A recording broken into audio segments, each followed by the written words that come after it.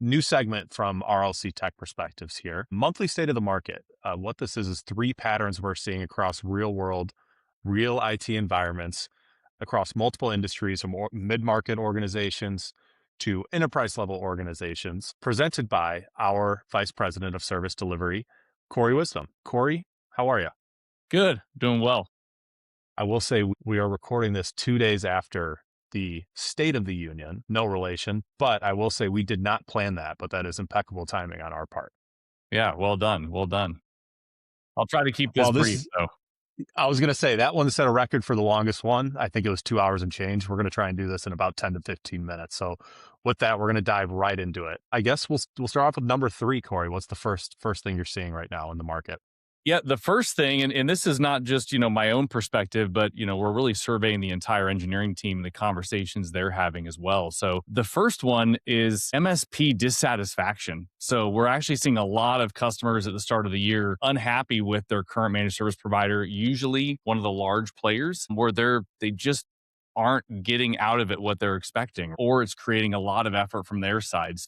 It's really a tale as old as time. I mean, this is nothing new. I think oftentimes you know what you're going to get when you go with one of the large players.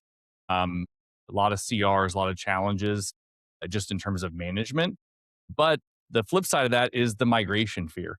Is they don't want to go and thinking about all the effort, all the change, the internal rigor that it's going to take their internal teams to go after that and make the jump to a new provider. So we're really guiding them to take smaller bites, right? Don't replace it. Rome wasn't built in a day. Don't replace it in one fell swoop. Just start with where the biggest pain point is. Find a partner that works well in that space, has expertise in that niche or area. Move that over to them and pick one that does have a larger book of business or service catalog that can take on other things. So once you get one thing and prove it well, then you can expand with them from there. But we are seeing a lot of organizations are kind of moving away from one single MSP to own all of their full outsourcing to more of a distributed model where they're trying to go and find niche players that are best in breed within their respective areas. Oh, I'd say, I mean, we could talk for a while on this topic, but in terms of a brief solution to this problem, you'd say first step, take small bites. You don't need to find someone that's going to take over everything the next day. Yep, absolutely. Absolutely. Okay. And number two, Yeah, so what are this you is seeing? we said slow Microsoft adoption or really slow digital workplace adoption. So this is the Entra, Intune, Autopilot, even Purview stack. We're doing a lot with Purview now. Microsoft is changing rapidly, and some of this has been around for a long time, but we still see customers that are hesitant, that are wanting to consolidate existing Active Directory environments and aren't just taking that leap into the Entra, Intune, and some of the Purview capability, especially with license changes now in 2026 from Microsoft. It's they've rolled a lot of those more advanced features of Purview into the standard licensing that customers are getting. So they're wanting to unlock some of this new potential and capabilities, but if they don't have that basic framework in place, it's going to limit them.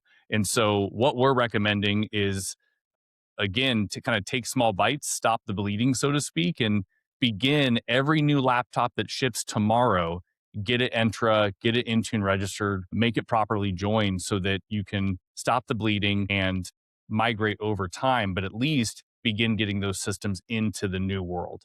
And that allows so much more. We can begin doing things like automated CMDB integration with ServiceNow and other platforms just by having those devices registered in Intune. So we're kind of advising on that, but I'm surprised Intune was released almost a decade ago at this point, and maybe more than a decade actually when it was first released. But wide scale adoption and current capabilities about 2016. So the fact that folks aren't even registering devices is still surprising.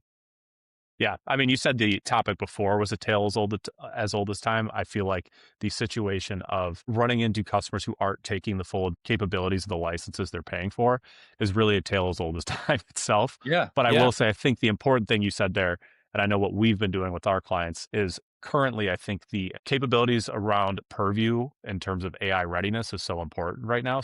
Right now it's more important than ever, I'd say. yep. Yep. Especially with organizations running Copilot, you got to have Purview in place and be able to effectively monitor your data and the AI use. Yeah. And then we'll move in quickly here to number one, the top thing you're seeing out in the market right now.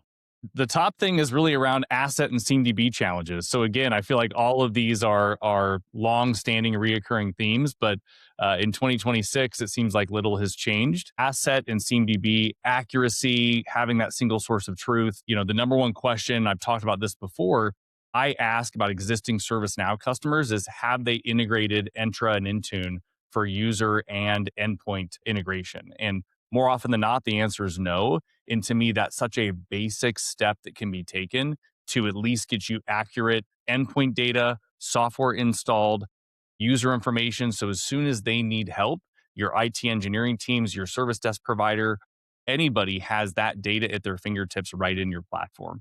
And so I'm still surprised to see organizations struggling with this and not taking those simple steps that can bring that single pane of glass or that single source of truth into one system. So we're still assisting clients with that, helping them get their hands around the asset and introducing automation where we can to ingest that data and make it as seamless as possible.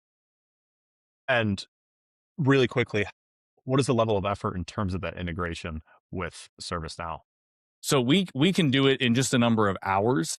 It's very easy to establish with the number of times we've done it now in our process. But again, with anything, asset is a journey. It is not a kind of a one and done project. So while we may get Intune in there quickly, normalizing the data, getting the governance and best practice, and then most importantly, identifying all the other assets, right? All the other infrastructure, whether that's through ITOM or ingesting other monitoring solutions, it really does take a committed effort and a journey to get all of your assets into one place.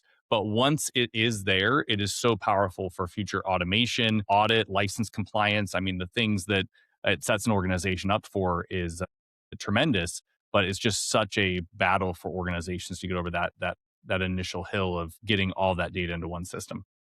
Yeah. Well, crucially important. So there you have it. State of the market, February 2026. We'll see you guys next month.